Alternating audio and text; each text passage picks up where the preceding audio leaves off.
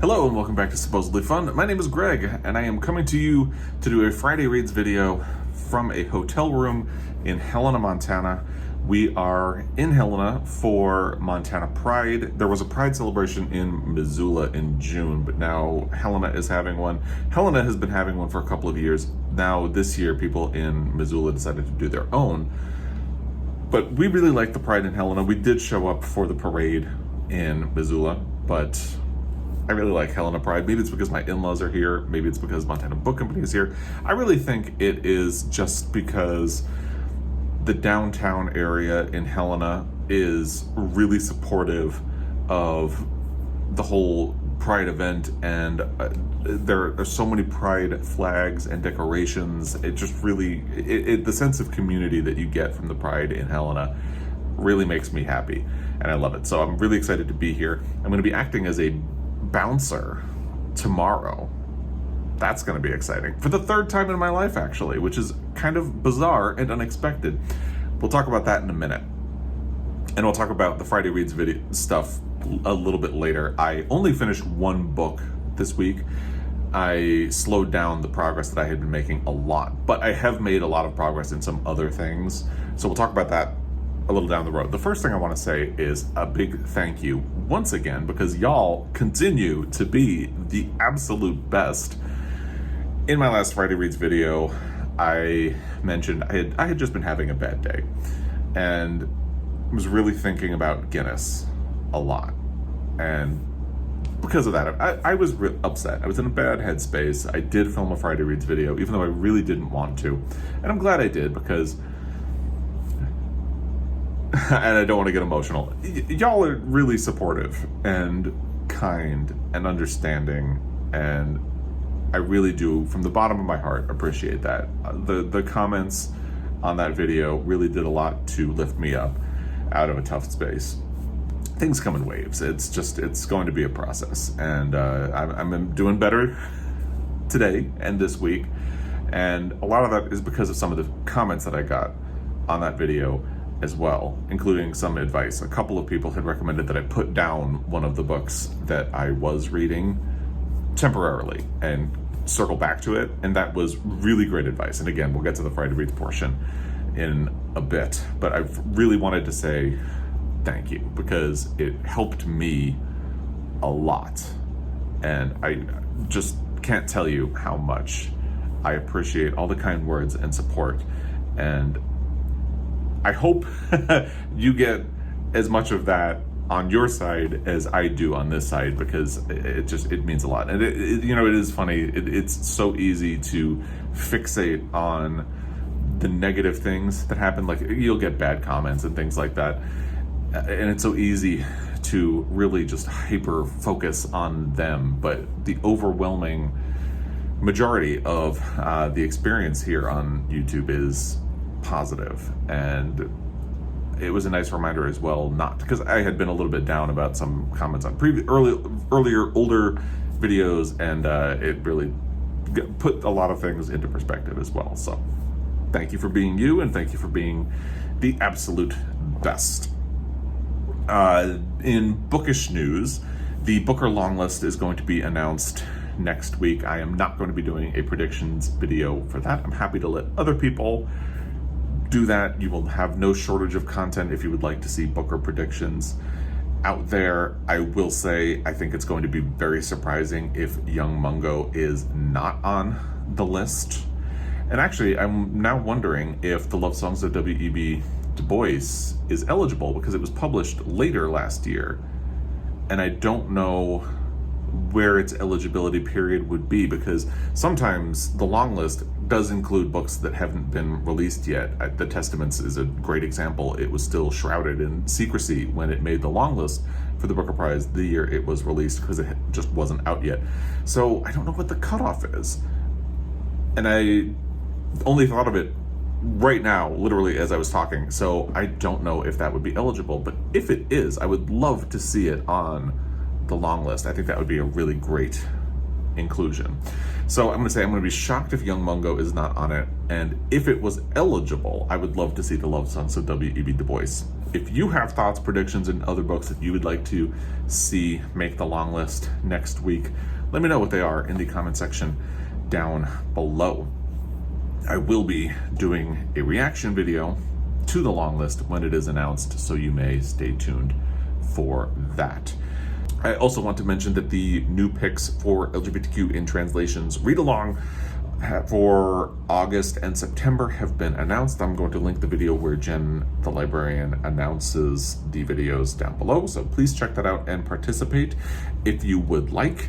The US title of one of them is Bad Girls. I actually ordered it from the UK, but all the information is down there, and Kiss of the Spider Woman is the other one. I'm really excited for that. I have a copy on my shelf, and I'm looking forward to reading it. All the information is down below. Please check it out. I love the Discord group. It's a great group of people, so I'll have the information for that down there as well. Let's talk about the bouncer situation. So, in early July, there was a women's march in Helena, actually, and Joel and I came to it. Or was it the end of June? I can't remember. The weekend after the Supreme Court decision that struck down Roe v. Wade. So we showed up to it, and we ran into the owners of Montana Book Company while we were there. I asked them about their drag story hour, because they've been doing that for Pride every year. And so many drag story hours have been targeted by conservative protesters for violence, for just trouble in general. So I asked them if they were still doing it, and they said yes. And I said, are you worried about it? And they said yes. And I said, would you like help? And they said yes. So Joel and I volunteered to show up and just stand outside, kind of act as bouncers, and try to avoid trouble. I've never been in a fight in my life, but nobody else needs to know that. So that's what we had promised we would do weeks ago, and now things have gotten bigger ever since. There is a credible threat from someone who claims to be one of those groups that's really dangerous, saying that they want to come and cause trouble at this drag story hour. So there will be a police officer there. There is a police presence at Pride anyway, and they have a couple of other guys who volunteered to stand at the event, in the store, and outside. So that is what we're going to do, and I think it's really important to do that. We will watch the parade, but pretty much, basically, we're going to be volunteering at Montana Book Company for the rest of the day in order to make sure Drag Story Hour goes off without a hitch. Again, I've never been in a fight in my life, so I am not actually a threat to anyone, but nobody else needs to know that. And this is actually the third time in my life that I will be acting as a bouncer, even though I've never been in a fight. And actually all three times have been book related. I acted as a sort of bouncer for a Wendy Williams book signing when I was working at Borders the first time, trying to manage crowd flow into the store. And the other time was when I was working in publishing, and I had to manage and crowd control people who were online for a Rainbow Rowell book signing. Actually, I can't remember. Originally, I think I was supposed to manage the line for a Louise Penny signing, but the people in line for Louise Penny were very polite. And it's not that the people for Rainbow Rowell were impolite. They were just extremely excited and not staying in place and trying to walk to the front. So I had to move over and stand in place. So I actually have a history of being a bouncer, even though I've never been in a fight. It's funny to not be a violent person, not anything like that, but get called into being a bouncer. I think it goes to the aesthetics of something, because I'm 6'1", kind of broad, so people think it's intimidating. And really, my favorite TV show is Mary Tyler Moore, and I like to sit and read. So, doesn't quite vibe with that at all. But hopefully nothing bad will happen. And I think it's really important to be there and support things like this, because it's so infuriating. And I shouldn't talk politics, because people get upset when I talk politics. And it's easy to hyper-focus on the negative things that happen. But one thing I have noticed is if I do talk politics, there are people who get upset. The last time I talked politics, only vaguely, when I talked about why I don't read a certain author in a video. There was a lot of blowback, lost a lot of subscribers, but you know, hey, it is what it is.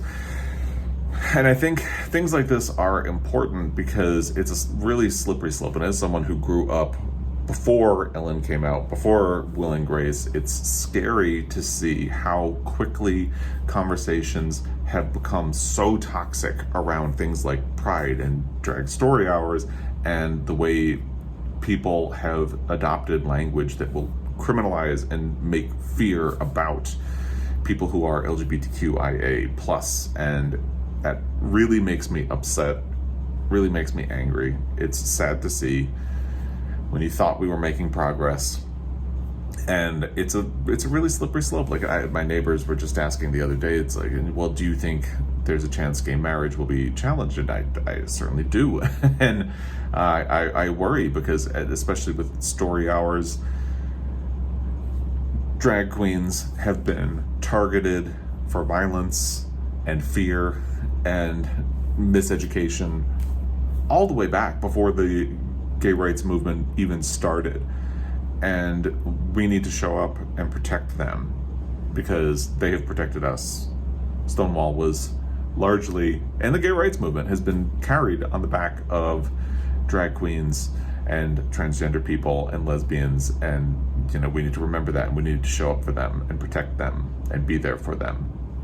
It's important, and you know, this is only where it begins. So we need to come together as a community and show support and love for each other and not back down, because part of the goal of things like this is to make fear and to make it so that people won't want to have pride. They won't want to have drag story hours, and these things will go away. And then the kids won't have access to safe spaces and education and information and community. And that is one of the things that has made me so happy growing up and becoming an adult, because things like this didn't exist when I was young. And it always makes me happy that they do exist now for young people of today. And I don't want them to go away. So anyway, I'm going to get off my soapbox, but that's why I think it's really important to be doing this.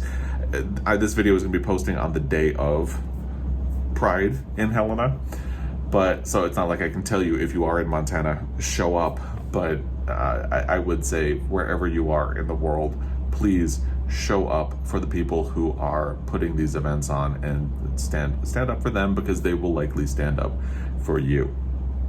That's one reason I also thought it was really important for Joel and I, and Joel certainly agrees, that's one of the reasons I love him, why we thought it was important to show up for the Women's March, because women will show up for us, we should show up for them, and we all need to stay together and try to keep our rights. Anyway, let's get into the actual Friday Reads portion of this video. So like I said, I finished one book this week. Let's talk about the one I finished first, even though it actually came late in the game. It's Rick by Gino. Because this is Pride Week in Helena, I wanted to do something Pride appropriate, and this seemed appropriate. I was also trying to think about something that would be short and really easy. This seemed appropriate. It's like 4 hours on audio, maybe even less. And it's such a cute book. And again, this is one of the things that really breaks my heart about everything going on politically in this country right now. This is such a sweet, affirming book. And not this book in particular, but Melissa by Gino, which is the first book. This is a sequel to Melissa, which was formerly named George. They get challenged so much, and people want to ban them and take them out of libraries, and they're just such sweet stories about being who you are and hoping that you will be accepted and loved, and what is so wrong with that message anyway. And what's interesting as well, and I don't want to get into spoilers for this, but because basically Rick was a minor character in Melissa. He was the friend of the person who bullied Melissa. Now in this book, he is entering middle school and starting to question who he is, for one thing, but he's also questioning who his friends are, who he spends time with, and what kind of person he wants to be. And it's a really sweet, cute message. I love it. It's just a really good book. And what no spoilers, but what I will say also is I feel like there's better representation for someone questioning who they are and realizing they may be asexual in this book than there is in Loveless by Alice Oseman. No shade, except that's kind of shady. But yeah, definitely better in this book. And I'm really glad that I read it. I would encourage you to read it as well and check it out. So the rest of my reading has been a little bit scattered. I mentioned that I was reading something last week that a couple of people recommended I put down for the time being for my own mental health, and that was Elena Knows by Claudia Piñeiro, translated by Francis Riddle, I believe. I was really liking the book, and a couple of people commented to say, it's a really good book, you will love it, put it down for now, come back to it. And I hadn't thought about how it was impacting my mental health and emotional well-being, but because it is such a dark and difficult book in some ways, it certainly wasn't helping. And as soon as people kind of pointed that out, I was like, oh, they're right. So I did put it down. I do really want to get back to it because I was loving Elena Knows. I didn't even bring it with me.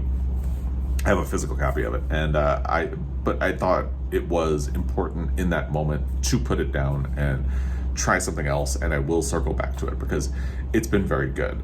But I'm also glad that I took the advice and put it down to do something refreshing. So what did I put it down and focus on instead? I picked up the e-galley of Kiss Her Once for Me by Alison Cochrun, and that is honestly exactly what I needed.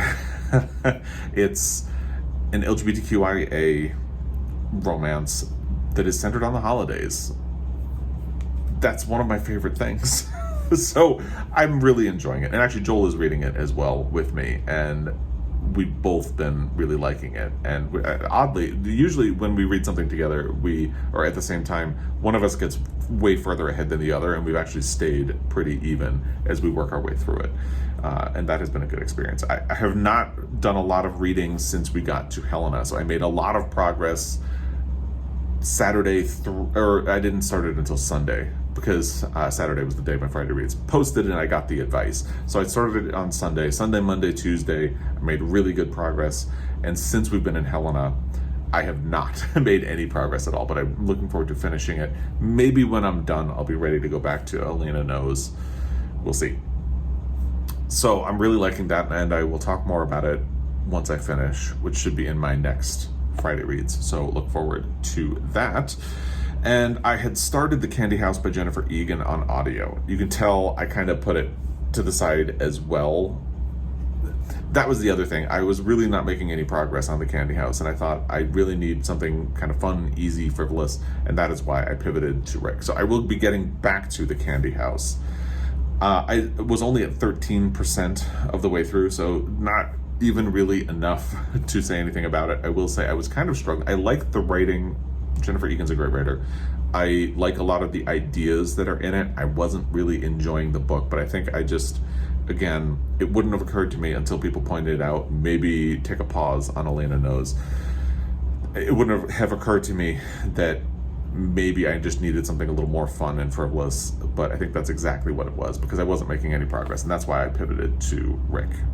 So that's my chaotic reading life for this week. We haven't really watched much of anything since we've been here, but I'm really excited because the third season of Blown Away on Netflix released today. We won't be able to watch it until we get home.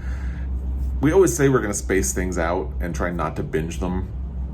It's always very difficult to do. I love that show, so I'm really excited that it is coming back. Anyway, I'm going to leave it at that because I am in a hotel and this is awkward, and I want to try to get everything filmed and edited and uploaded so we can go have dinner with my in-laws tonight, do the drag show, and not have to worry about finishing any kind of video.